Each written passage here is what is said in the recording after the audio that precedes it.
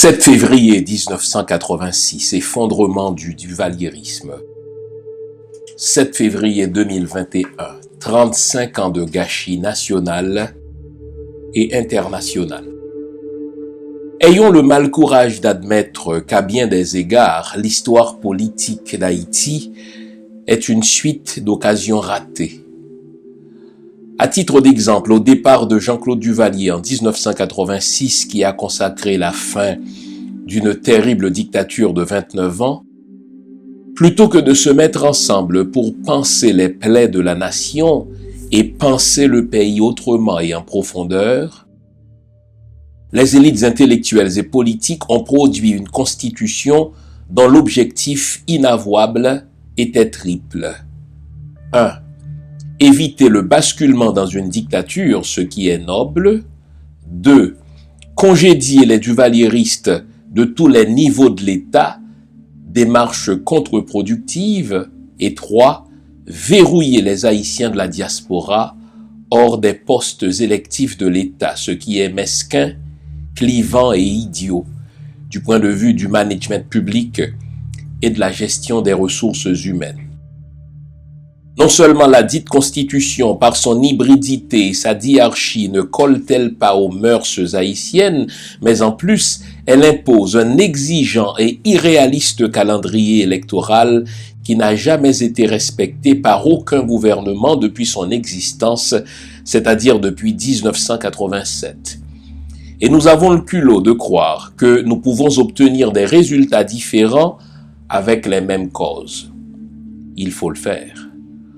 En termes de bilan, les élites haïtiennes n'ont pas su gérer l'héritage de l'effondrement du duvalierisme, en sorte que depuis près de 35 ans, ce pays se trouve sous une malveillante tutelle internationale qui ne dit pas son nom et est piégé dans les raies d'un cycle quinquennal d'élections bidons, à la suite desquelles les États-Unis, le Canada, la France, le Brésil, bref, le très exécrable corps groupe nous impose une flopée renouvelée de politiciens les uns les plus nuls et plus corrompus que les autres.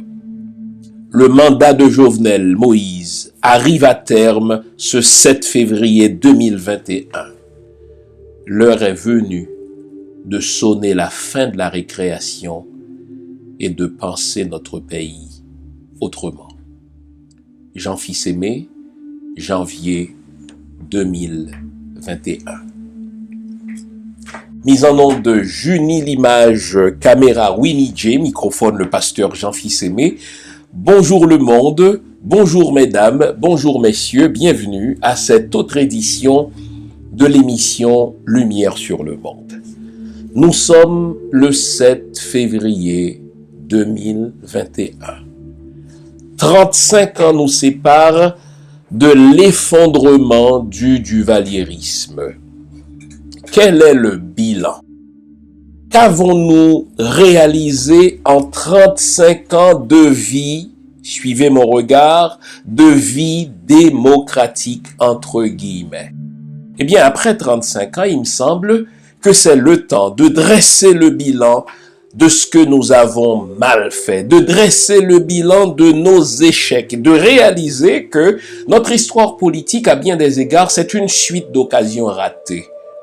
Nous allons tenter de comprendre pourquoi nous avons échoué en 35 ans et surtout ce qu'il nous faut faire pour repartir à neuf. Le menu vous est présenté. À ce stade-ci, je vous invite à vous offrir une bonne tasse de thé, une bonne tasse de café, une bonne tasse de chocolat chaud, bref, à vous offrir tout ce qui est de nature à vous garder éveillé. Et ce matin encore, nous allons nous dire les vraies affaires.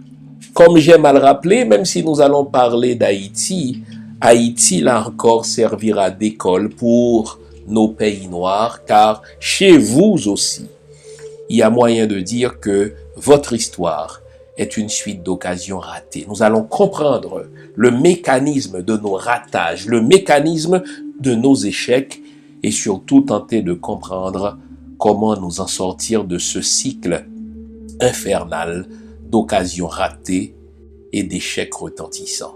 Restez là, Je vous reviens après la pause que voici, c'est promis. À tout à l'heure.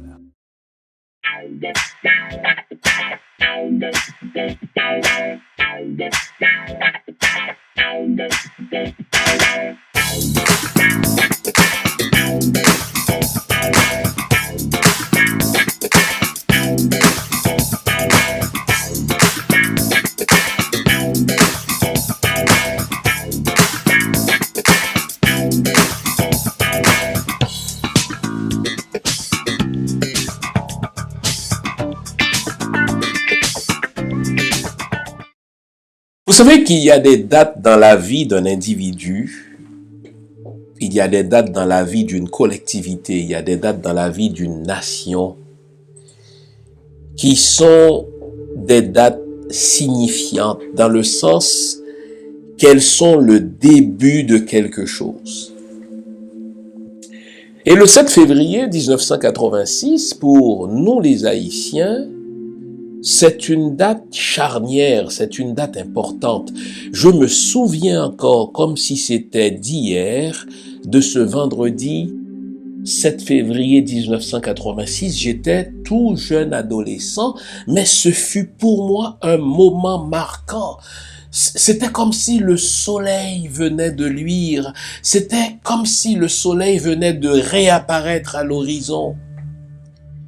Imaginez 29 ans de dictature, 29 ans au cours desquels le peuple haïtien vivait la peur au ventre. Si vous n'avez pas vécu une dictature, vous ne comprendrez pas nécessairement ce dont je vais vous parler. D'abord, la dictature, c'est le contrôle des informations. Les médias ne sont pas libres, n'est-ce pas, de communiquer les vraies nouvelles. Les médias ne sont pas libres de communiquer des analyses des actions publiques du gouvernement. La plupart des médias dépendaient des informations qui arrivaient des voies officielles. Et ceux qui osaient défier l'ordre officiel de l'information étaient tout simplement jetés en prison. Ils étaient assassinés ou alors ils disparaissaient sans que leur famille ne sache où ils se trouvent. Pour un rien, c'est l'armée, c'est la police qui débarque et qui bastonne tout le monde.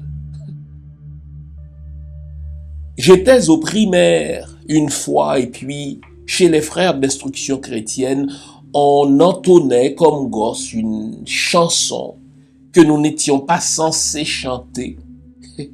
Et d'un coup, les tontons macoutes se sont mis à tirer dans la cour de l'école. Imaginez, nous étions au primaire alors. Quand on dit 29 ans de dictature, c'est 29 ans d'arrestation arbitraire, c'est 29 ans de pensée unique. Mon père fut arrêté parce que on a trouvé sous le plancher de sa boutique de cordonnier des tracts anti-duvalieristes. On est venu l'arrêter. Et ma pauvre mère qui me portait en son sein, lorsqu'elle a entendu dire que mon père était arrêté, elle savait que c'était fini de lui. Elle a rompu les os. Je suis né 2 ou 3 semaines avant terme. Quand on dit dictature, ce ne sont pas seulement les emprisonnements arbitraires, c'est des disparitions extrajudiciaires, c'est des détournements de fonds, c'est des autorités au comportement erratique et imprévisible. C'était une dictature à ce point féroce que les étudiants qui justement, étudiaient leurs leçons, devaient faire attention à ce qu'ils prononçaient. Il leur était interdit de parler de sinus, de parler de cosinus dans leurs leçons de trigonométrie parce que les tontons macoutes, c'est-à-dire les milices de Duvalier, pas toujours scolarisés, confondait le terme sinus, cosinus avec communiste. Donc, quand des étudiants qui étudiaient en trigonométrie prononçaient sinus, cosinus, eh bien, les tontons macoutes entendaient communiste. Donc, c'était un terme banni sous les Duvalier et des étudiants se faisaient arrêter pour cela. Quand on dit dictature, c'est aussi le totalitarisme. C'est une façon unique de penser. En sorte que moi, quand je grandissais, il était même interdit de prononcer le nom de Duvalier parce que on nous entrait en tête que Duvalier jouissait du don d'ubiquité. Il était partout et quand on prononçait son nom, eh bien, il était en mesure, depuis le Palais National, de le savoir. Imaginez la terreur, les amis.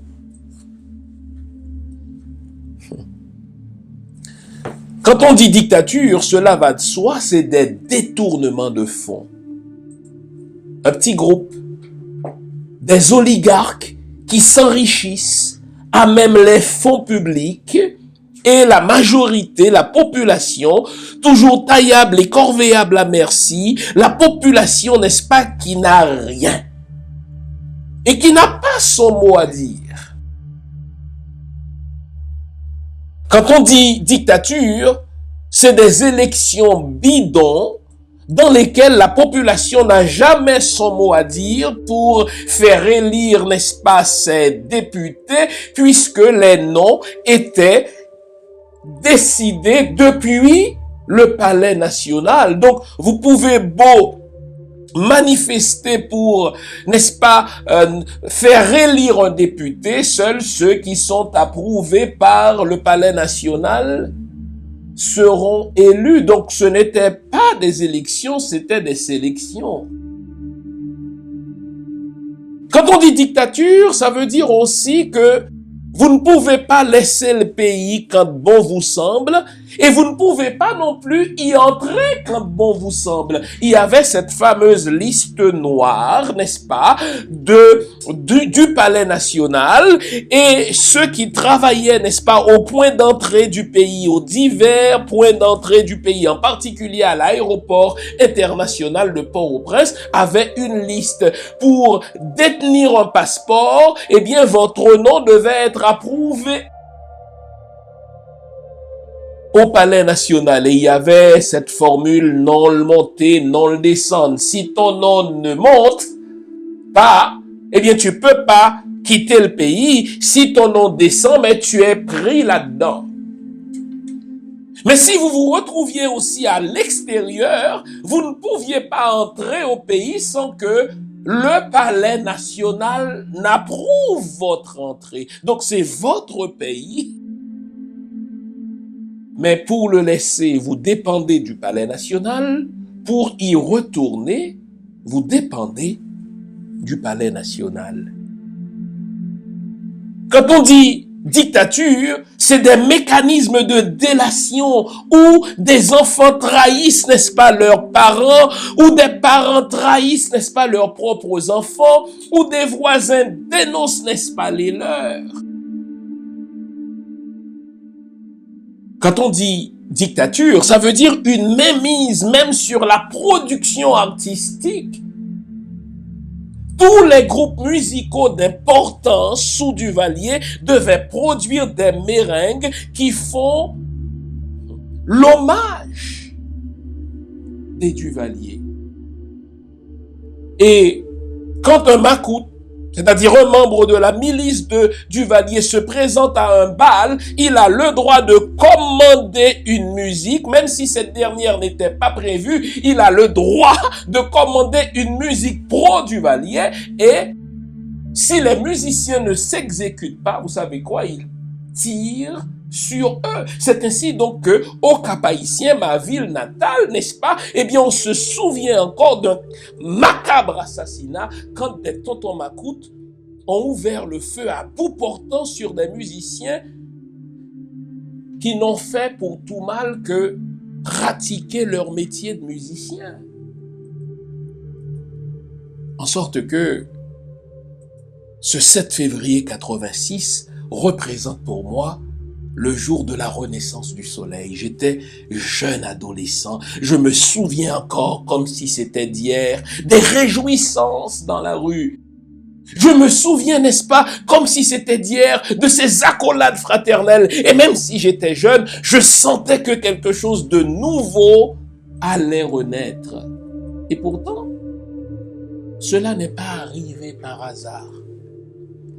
Pour que la foule se décide à réclamer le départ de Jean-Claude Duvalier, donc la fin de la dictature, il a fallu l'assassinat de 3 jeunes dans la ville des Gonaïves. 3 jeunes dont les noms sont restés célèbres car c'est leur assassinat qui fut en vérité l'élément déclencheur de la révolte populaire réclamant le départ de Jean-Claude Duvalier. On va parler 35 ans plus tard de l'assassinat en novembre 85, le 28 novembre 85, de l'assassinat, dis-je, par les milices de Duvalier, du jeune Robert Sius, du jeune Mackenson Michel, du jeune Daniel Israël. Ils étaient tous les 3 à l'école quand des tontons macoutes ont ouvert le feu. Et on a vu cette image à la télé, des balles qui ont transpercé les cahiers de notes de ces étudiants avant de leur transpercer le cœur. Et ce fut la goutte qui a fait déborder le vase. La foule a dit « Basta, nous ne voulons plus de cette dictature soutenue ». Il faudra le dire, soutenu par les États-Unis d'Amérique, sous prétexte que les Duvalier représentaient, n'est-ce pas, un garant contre le basculement du pays dans le communisme, puisqu'il y avait en face de nous Cuba. Ils ont préféré soutenir une dictature terrible pendant 29 ans, mais quand la population haïtienne a décidé que c'en était fini de ce régime, même si Jean-Claude Duvalier pensait qu'il était là pour toujours, moins là, raide tant qu'ouké macaque, la population haïtienne a déchouqué ce régime. La population haïtienne a renversé ce régime. 29 ans de dictature, on venait de mettre un terme à cela et on l'a fait les mains nues. Mais quel courage!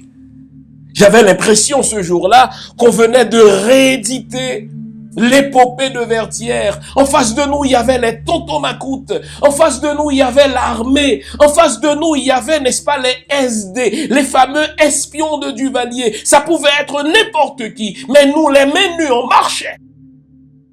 Et quand une population dit que c'en était fini, sans armes, on peut faire renverser les tontons macoutes, l'armée de Duvalier, qu'on évaluait peut-être à un demi-million de gens qui étaient prêts à tout pour maintenir le régime.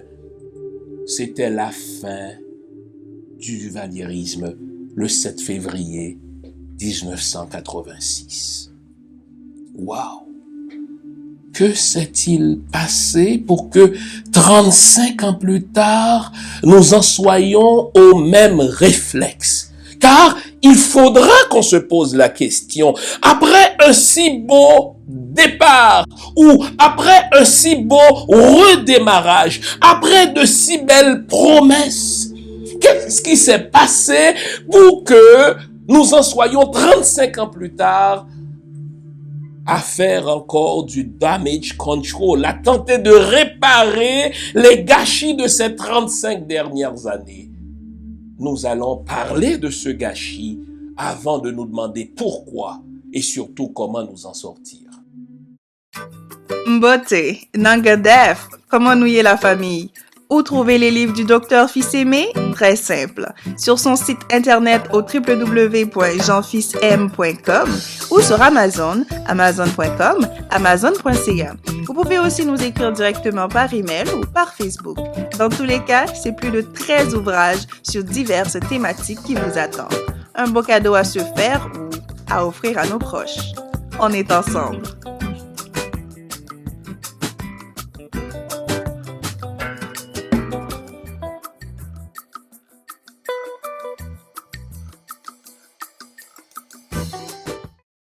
Lorsque Duvalier est parti le 7 février 1986, et là on le comprend a posteriori, on réalise que les chefs d'opposition, qui pour la plupart se retrouvaient à l'étranger parce que Duvalier les chassait du territoire national, car le duvalierisme, c'était une chasse aux sorcières contre, n'est-ce pas, les opposants politiques, mais c'était aussi une chasse aux sorcières contre les intellectuels, ceux qui pouvaient penser.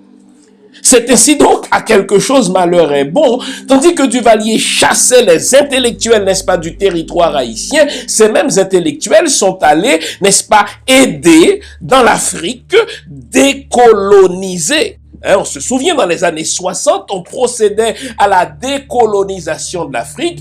Et puisque les anciens colons, les colons d'hier, ne voulaient pas, n'est-ce pas, véritablement aider à une décolonisation, c'est-à-dire à la mise en place de structures nationales, de structures autochtones, on a fait appel à d'autres Noirs, donc des Haïtiens qui sont venus apporter leur concours dans l'Afrique en processus de décolonisation au Congo, en Côte d'Ivoire, pour ne citer par exemple que ces pays-là.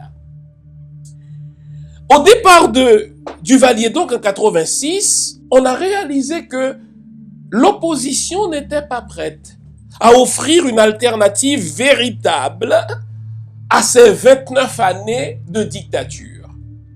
C'est pas un jugement que je porte, c'est un constat. D'abord, l'opposition n'était pas unifiée, car chaque opposant se voyait un président potentiel pour remplacer Jean-Claude Duvalier, en sorte que, quand il leur fallait s'entendre pour proposer une alternative unie, une alternative homogène, n'est-ce pas, aux membres de l'armée, aux militaires, qui sont restés au départ de Jean-Claude Duvalier, eh bien, on réalise qu'ils étaient dépourvus d'entente consensuelle.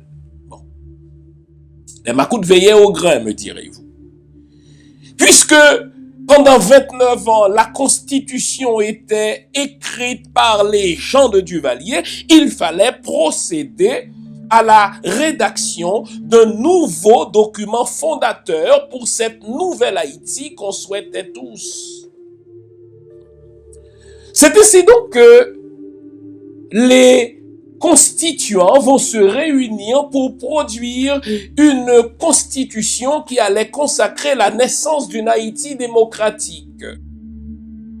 Et j'ai dit que les constituants étaient motivés par 3 désirs. Le premier désir qui est noble, n'est-ce pas? Éviter que le pays ne bascule dans une nouvelle dictature. On ne peut que les applaudir pour cela. Sauf que dans la manière dont ils s'y sont pris, ils ont protégé le pays contre une dictature de l'exécutif, mais ils ont livré le pays à une dictature parlementaire. Si bien que, au regard de la Constitution de 1987, n'est-ce pas, même si elle sera amendée quelques années plus tard, eh bien, un parlementaire, le Parlement, dispose de tant de pouvoir qu'il peut littéralement empêcher le fonctionnement du pays en imposant ses vues aux dépens des vues d'un président qui serait élu au suffrage universel. Donc, on a tout simplement déplacé le problème. À force de vouloir éviter une dictature de l'exécutif, on ne voulait plus de nouveau Duvalier. On a réussi, et on le voit de nos jours, à transformer le Parlement en un lieu où les sénateurs et les députés imposent leurs vues, imposent, n'est-ce pas, leur propre agenda aux dépens d'un président qui sera élu au suffrage universel. Le deuxième objectif, qui se comprend, même si aujourd'hui il faut prendre des réserves par rapport à cet objectif, c'était de dire que puisque les duvalieristes ont régné au pays pendant 29 ans, désormais on va sortir les Macoutes des rouages, n'est-ce pas, de l'État. Macoute Paladan. Ce faisant, on a jeté certains bébés avec l'eau du bain. Qu'il y ait eu des assassins, des criminels notoires pendant ces 29 années de dictature, je veux bien, ceux-là devaient être jugés, condamnés et jetés en prison. Mais l'erreur que nous avons commise, c'était de dire, si quelqu'un a travaillé pour le régime pendant 29 ans, désormais il était disqualifié pour servir l'État. Quand on fait ça, répétais-je, on jette le bébé avec l'eau du bain, car pendant ces 29 ans, il y a des gens sérieux qui ont travaillé pour le régime et qui ont acquis un certain savoir, un certain savoir-faire, des gens qui étaient véritablement compétents, même s'ils se sont retrouvés, n'est-ce pas, à travailler pour un mauvais régime. Et pour reconstruire un pays, on aurait besoin de ces compétences-là. On aurait besoin de ce savoir-là. On aurait besoin de ce savoir-faire-là. Dans les émotions du moment, on a chassé le blé et l'ivraie.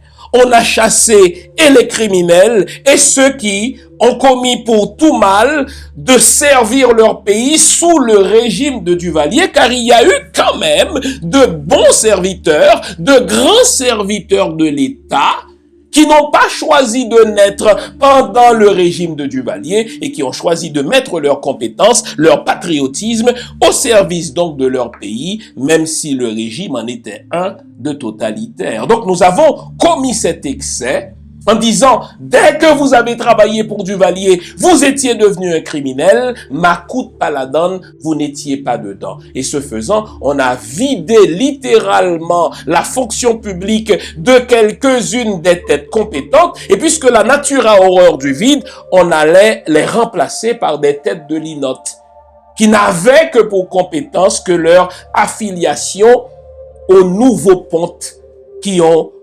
émergé après la chute de Duvalier.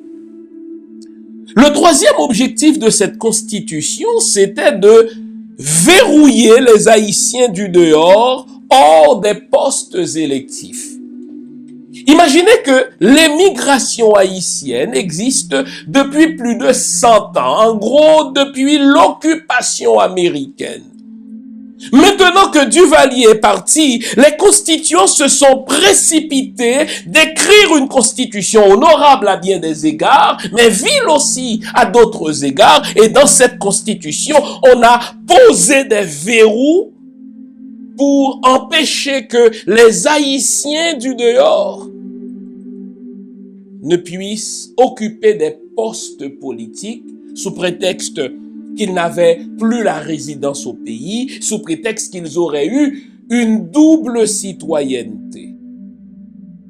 Ça s'appelle de la mesquinerie. Donc, on a vu que on a chassé les Macoutes, pas pour faire véritablement un nouveau pays, mais pour remplacer les Macoutes par d'autres pratiques aussi mesquines, par d'autres pratiques aussi contre-productives que celles qui ont caractérisé les Duvalier. En sorte que, très peu de temps, malgré le fait que les tontons Macoutes étaient partis, eh bien, on a réalisé que les mêmes réflexes, les mêmes pratiques d'oppression sont restés. Exemple, après cette fameuse constitution de 1987, on a organisé au pays la toute première élection de l'ère, suivez mon regard, démocratique d'Haïti, le dimanche 29 novembre 1987. À cette élection ont concouru des candidats valables, dont un certain Gérard Gourgue, qui était un homme militant pour les droits de l'homme, mais un homme de gauche, un homme de centre-gauche, diriez-vous aujourd'hui. Sauf que les États-Unis d'Amérique, car il faudra accuser les États-Unis d'Amérique dans ce gâchis de 35 ans, et les militaires qui ont œuvré pendant l'époque de Duvalier, mais qui n'ont pas perdu leur réflexe d'oppresseur, sentant que Gérard Gourgue était le plus populaire et qu'il allait être élu au suffrage universel comme le premier président de l'ère post-duvalérienne, ils ont décidé de mettre un terme, manu militari, sans mauvais jeu de mots, à cette élection. C'est ainsi donc que le dimanche 29 novembre 1987, tandis que des gens, n'est-ce pas, ont choisi d'aller voter pour élire, imaginez, leur tout premier président, plusieurs décennies. Ce dimanche 29 novembre 87, quelle ne fut leur fierté d'avoir leur bulletin de vote en main, l'acte le plus souverain d'un citoyen, car la citoyenneté nous a été interdite pendant la dictature des Duvalier, puisque nous ne pouvions pas nous exprimer librement quant aux élus que nous voulions avoir. Eh bien voilà que, en ce dimanche 29 novembre 87, tandis que les gens étaient dans les rues, se présentant paisiblement dans des bureaux de votation, des militaires ont ouvert le feu sur eux. Et la date du 29 novembre 1987 reste une date macabre dans la psyché collective haïtienne. Les militaires ont assassiné plusieurs dizaines de gens qui ont commis pour tout crime de se rendre à un bureau de vote pour participer au jeu démocratique pour la première fois après près de 30 ans de dictature. On a arrêté abruptement ces élections. Les militaires sont revenus au pouvoir et quelques mois plus tard, ils allaient procéder à une sélection, à la suite de laquelle le professeur Leslie Maniga, le mal élu, fut porté à la présidence du pays, mais son règne fut bref. Pour quelle raison? Car dans ce gâchis, il y a et les nationaux et les internationaux. Parce que pendant son bref règne, les États-Unis ont voulu juger 2 militaires pour trafic de drogue. Ils voulaient les juger chez eux. Et Leslie Maniga, dans un élan de nationalisme, a dit, mais fournissez-moi les preuves que vous avez contre eux, nous les jugerons nous-mêmes puisque nous sommes une nation souveraine. Il n'a fallu que cela pour que les États-Unis donnent leur appui aux militaires qui déjà en voulaient à Leslie Maniga pour ces élans de contrôle, n'est-ce pas, des forces armées en sa qualité de chef nominal de l'armée. On l'a renversé quelques mois après son élection.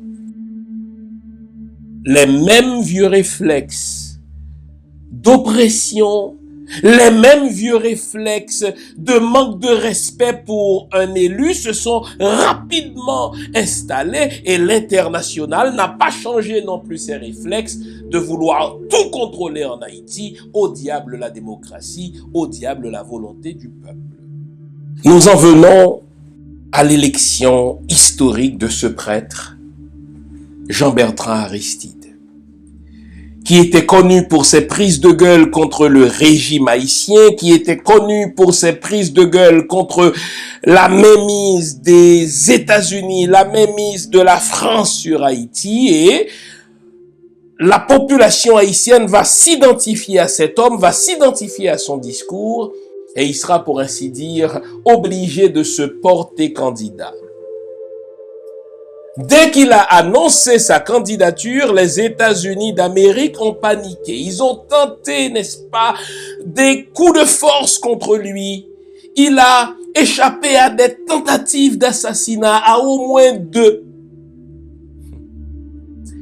Et lorsque les États-Unis se sont rendus compte que cet homme était véritablement populaire, ils ont dépêché auprès de Jean-Bertrand Aristide au cours de la campagne et même après son élection du 16 décembre 90, ils ont dépêché auprès de lui un ancien président américain en la personne de Jimmy Carter pour lui imposer un premier ministre que eux approuvaient.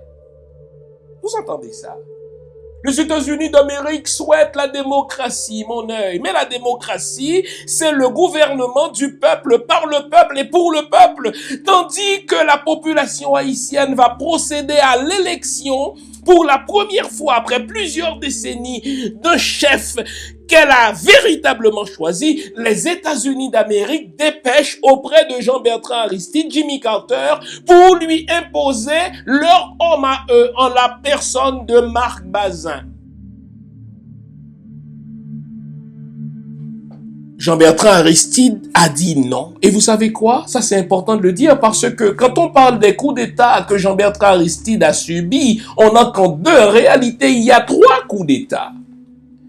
Avant même que Jean-Bertrand Aristide, ayant été élu en décembre 90, ne prête serment en février 91, un macoute notoire, en la personne de Roger Lafontaine, va tenter un coup de force et s'est installé au Palais National dans la nuit du 6 au 7 janvier. Donc, un mois avant la prestation de serment de Jean-Bertrand Aristide, il s'est installé au Palais National, faisant une adresse à la nation en disant qu'il a bénéficié d'une passation de pouvoir des militaires qui l'ont connu et il s'est installé. Et si la population haïtienne ne veillait au grain, Jean-Bertrand Aristide aurait subi un coup d'État avant même sa prestation de serment. Puisque la population haïtienne tenait à son élu, eh bien, des foules sont sorties et ont pris d'assaut le Palais National et devant la combativité du peuple haïtien et l'armée et l'ambassade américaine, toujours l'ambassade américaine, se sont rendus à l'évidence qu'ils ne pouvaient pas réussir cette fois-ci leur coup d'État contre un élu véritable de la population haïtienne. Ils ont reculé en donnant l'autorisation pour l'arrestation de Roger Lafontaine. Jean-Bertrand Aristide va prêter serment le 7 février 1991, mais très peu de temps après, il sera renversé par des militaires qui se sont estimés lésés par ces politiques populistes, par ces politiques populaires, ils l'ont renversé. Il sera renversé 7 mois plus tard, soit le 30 septembre 1991, donc 7 mois plus tard, il sera renversé par un coup d'État des militaires ayant à leur tête le général Raoul Cedras, le président Aristide, le président élu du peuple haïtien, première élection démocratique après plusieurs décennies. Il va devoir partir en exil et il y restera plus de 3 ans. Là encore, avec la complicité des États-Unis de George Bush père.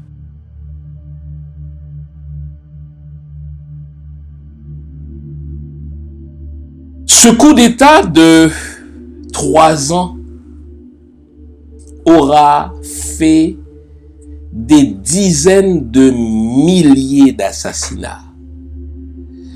Les militaires n'épargnaient pas ceux qui continuaient à réclamer le retour du président élu Jean-Bertrand Aristide. Les militaires les ont assassinés et les États-Unis ont fermé les yeux sur ces meurtres-là, sur ces crimes-là. Et c'est dans la foulée de la campagne électorale de Clinton que le Black Caucus l'a obligé à prendre un engagement, à savoir, s'il était élu, il procéderait au retour à l'ordre démocratique d'Haïti, c'est-à-dire il procéderait au retour de Jean-Bertrand Aristide. Et c'est ainsi donc que Jean-Bertrand Aristide va retourner au pays en 1994.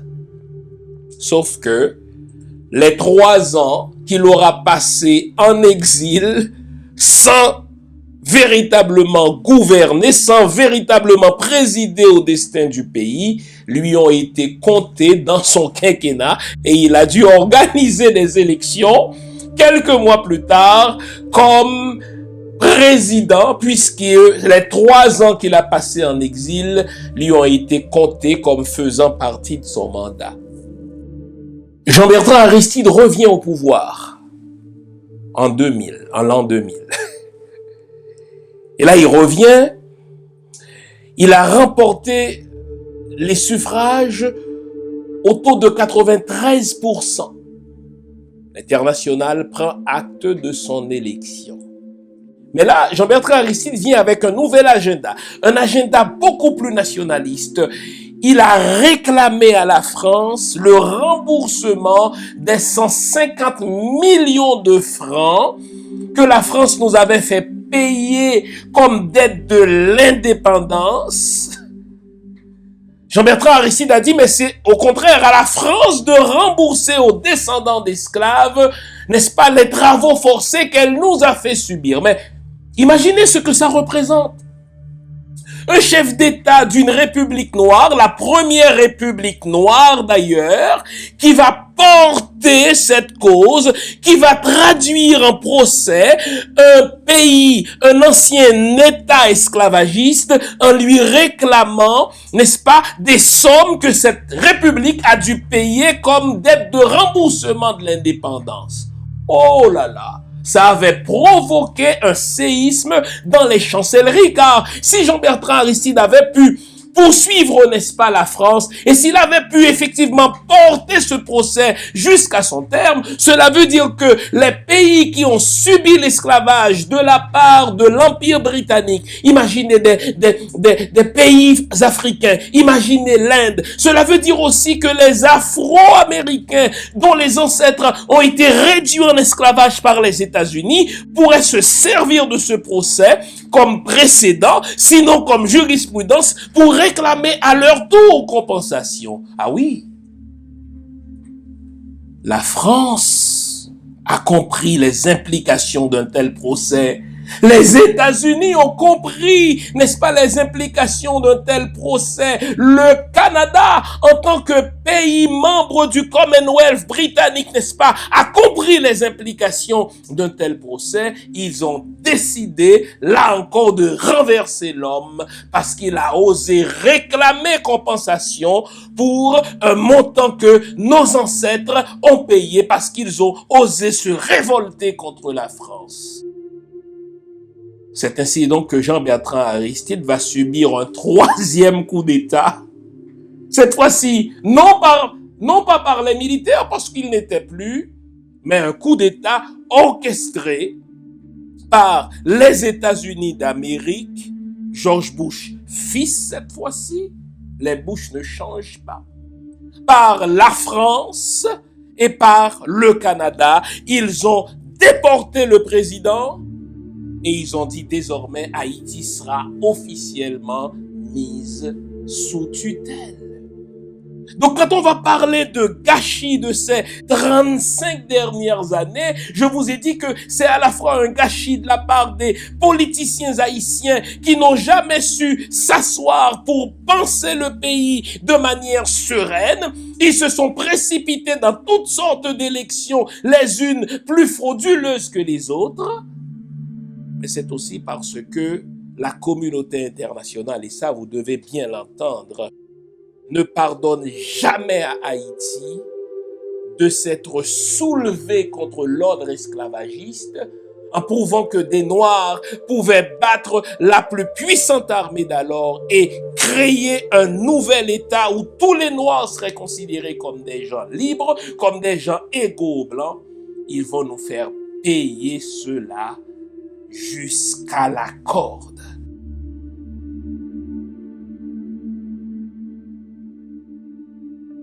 Dans ce gâchis, donc, il y a une responsabilité de nos politiciens nationaux et de la communauté internationale qui ne veut pas laisser une chance à Haïti. Il faut qu'Haïti demeure le contre-exemple de l'autodétermination des peuples noirs.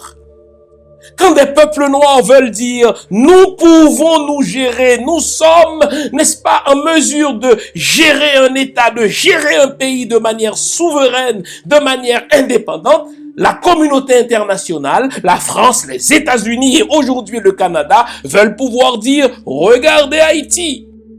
C'est le premier à tenter l'aventure, mais regardez à quel point c'est un pays chaotique. Donc, n'osez pas croire que vous avez vous aussi accès à l'autodétermination des peuples. Vous n'êtes pas capable de self-government en tant que noir parce que Haïti, après plus de 200 ans d'indépendance n'y arrive toujours pas. Haïti, après plus de 35 ans d'expérience démocratique, n'y arrive toujours pas. Qui êtes-vous pour oser la même expérience? Alors, constatons nos échecs et surtout essayons de comprendre pourquoi nous avons échoué. Parce que nous pouvons ne pas être d'accord sur plusieurs sujets, mais vous nous avez consacré ce que vous avez de plus précieux, votre temps. Au nom de toute l'équipe de Lumière sur le monde, nous vous disons merci. En 9 mois, nous sommes rendus plus de 22 000 abonnés à travers le monde. Merci de cette énergie que vous partagez avec nous. On est ensemble. Nous avons échoué parce que nous avons recommencé à faire de la politique de la même manière. Des promesses farfelues, des gens non patriotes, des gens incompétents, des gens corrompus qui se présentent aux élections et dont la principale motivation, c'est de s'enrichir rapidement à même les caisses de l'État. Donc, les noms ont changé, mais la manière de faire la politique n'a pas changé. J'ai un ami qui me dit à la blague, vous savez quoi, Jean? Nos peuples n'ont rien contre la corruption, ils en ont contre les corrupteurs. Ils détestent les corrupteurs, mais sitôt qu'ils les remplacent, ils reprennent les mêmes pratiques de corruption. Et il n'a pas tort, cet ami. Car quand on regarde la manière dont les politiciens en Haïti ont fait de la politique depuis les 35 dernières années, c'est les mêmes politiques de corruption qu'on a reprochées aux duvalieristes. On a sorti cette semaine, vous savez, au Canada, l'achat d'une maison est un acte public. Un sénateur de la République a acheté au nom de son épouse au Canada, un sénateur de la République, une maison pour plus de 4 millions de dollars à Laval, dans les environs de Montréal. Le gars est sénateur de la République, mais bon Dieu, les mêmes élections frauduleuses. On ne veut pas véritablement de la démocratie, on veut seulement être élu et on va le faire avec les mêmes tactiques de la période de Duvalier. Si on a échoué, c'est parce que aussi l'international ne nous lâche pas. L'international continue à manipuler les politiciens. L'international continue à être très présente dans le jeu politique pour nous imposer les plus nuls, pour nous imposer les plus corruptibles, pour nous imposer les plus vils. En chassant les Duvaliers, on pensait que on allait en finir avec des gens qui allaient confondre la cassette de l'État avec leur propre portefeuille. Eh bien, on s'est rendu compte que plus les années passent, plus nos politiciens sont corrompus, plus ils rusent en matière de technique de corruptibilité. Comment faire pour s'en sortir? Regardons ce qui nous a amenés là. Au départ de Duvalier, nous nous sommes précipités d'organiser des élections en nous imaginant qu'une constitution allait régler tous les problèmes sans prendre le temps de reconstruire l'homme haïtien, sans prendre le temps de nous donner de véritables institutions plus fortes que les hommes. Vous savez, les hommes de partout sont les mêmes. Avec le mandat de Donald Trump, on s'est rendu compte que ce n'est pas parce qu'on est américain qu'on n'a pas des tendances à la tyrannie. Ce n'est pas parce qu'on est américain qu'on n'a pas des velléités dictatoriales. Si les institutions américaines n'étaient pas suffisamment fortes, Donald Trump serait resté au pouvoir malgré le fait qu'il a perdu des élections. Qu'est-ce qui a pu résister à Donald Trump? Ce sont les institutions. Alors, si nous avons échoué, c'est parce que nous n'avons pas pris le temps de nous doter d'institutions fortes. Nous n'avons pas pris le temps, n'est-ce pas, de travailler sur les chantiers fondamentaux de notre pays. Posons-nous la question. cette constitution-là correspond-elle à nos valeurs en tant qu'Haïtiens? Ou alors est-ce la défroque de l'Occident, une espèce de mélange hybride entre une logique parlementariste et une logique présidentialiste? Waouh! À un moment donné, il faudra se brancher, il faudra se poser la question, qu'est-ce qu'il faut amender dans cette constitution? Ou alors est-ce qu'il nous faut une autre constitution?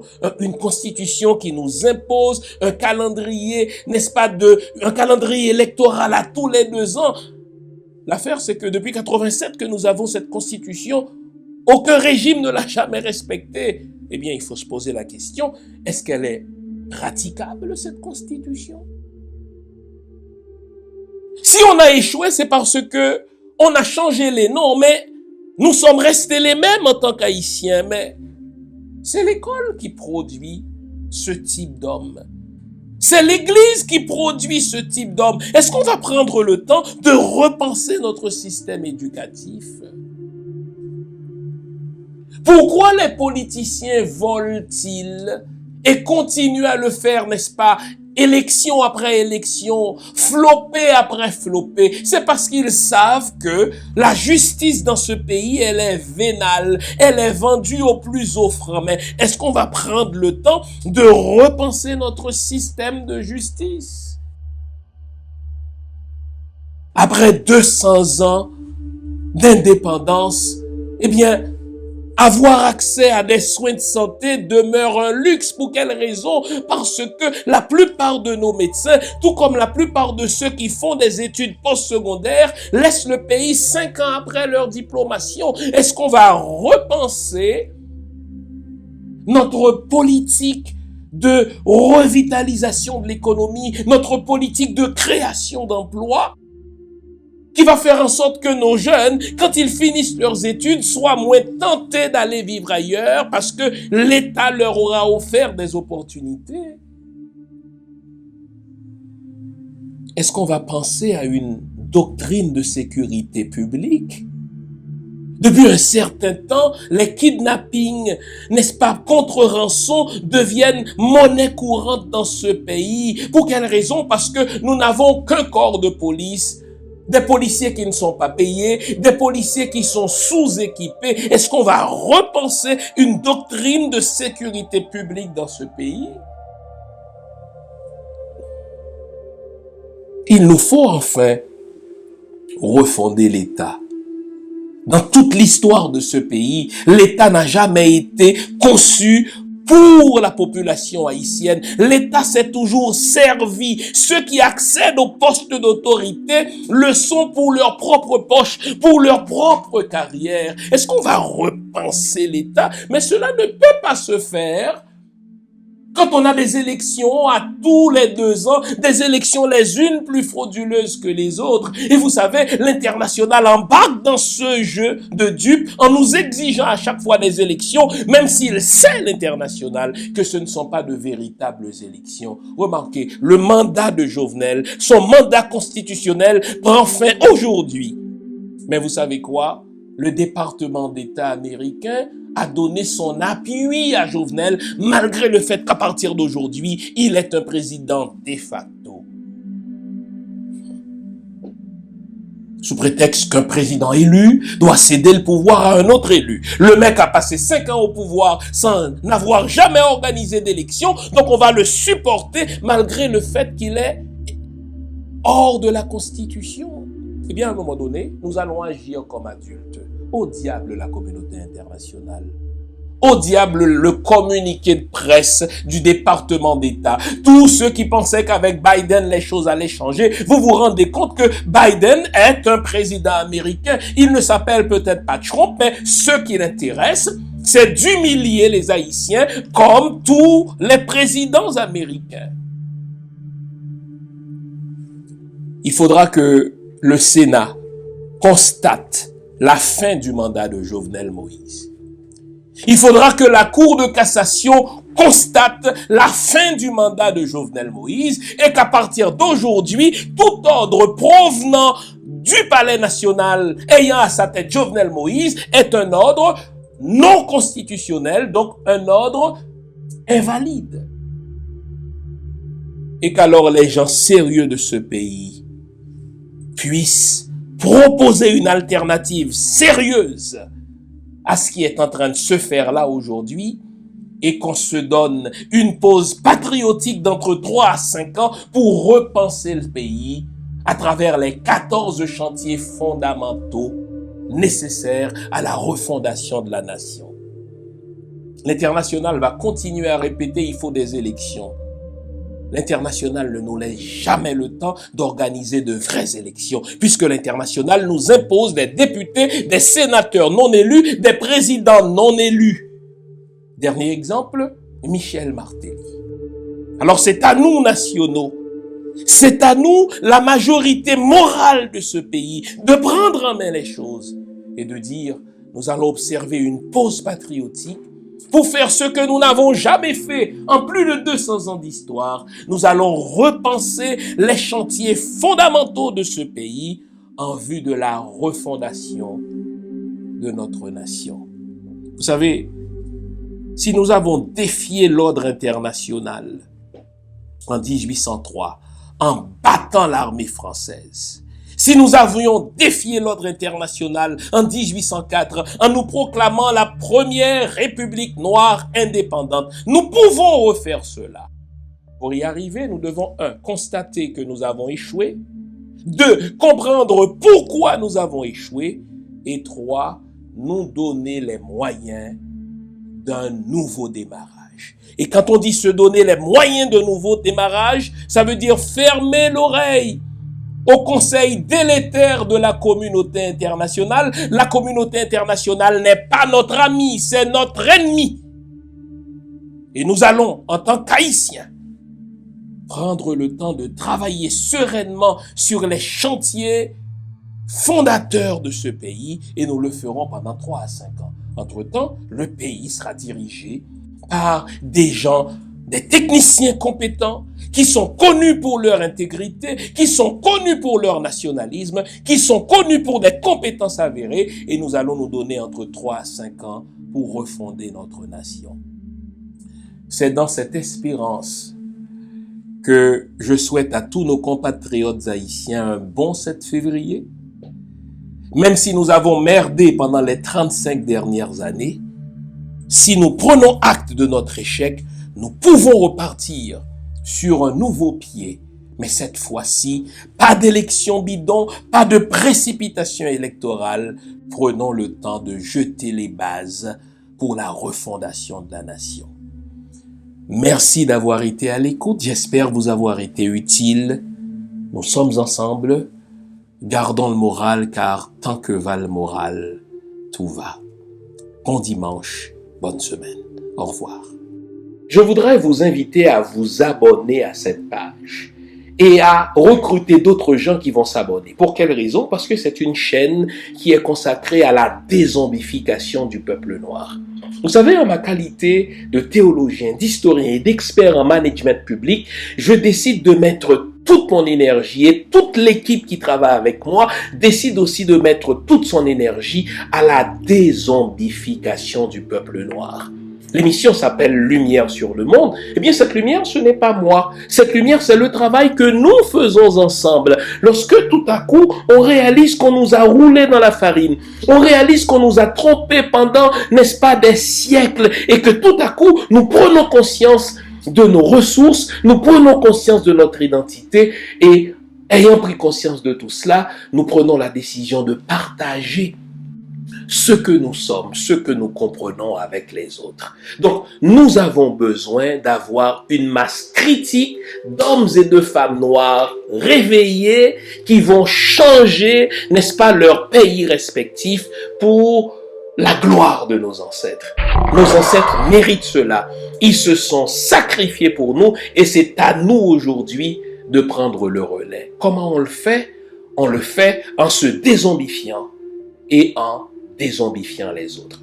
Je vous invite donc à liker ce qui se fait sur cette chaîne, à le sharer, à le partager avec les autres, à vous abonner et si vous l'avez fait déjà, à recruter d'autres qui vont s'abonner. On est ensemble, on garde le moral car tant que va le moral, tout va. L'émission Lumière sur le monde est désormais disponible sur la chaîne panafricaine de Media to Africa via Facebook et YouTube. Merci à notre fier partenaire. On est ensemble.